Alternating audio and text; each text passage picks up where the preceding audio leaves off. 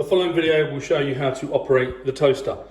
Before using the toaster, please ensure that it is switched on the wall.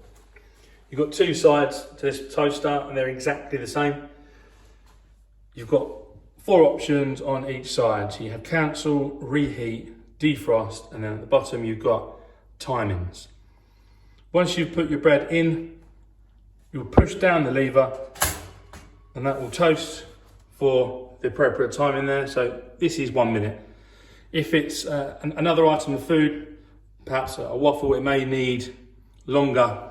So you might want 2 or 3 minutes, but refer to the packaging instructions. To cancel, halfway through, press the cancel button. If you're looking to reheat your toast, press the reheat button while it's in cycle, and that will allow your bread to reheat without re-toasting. Again, to cancel that, press the cancel button.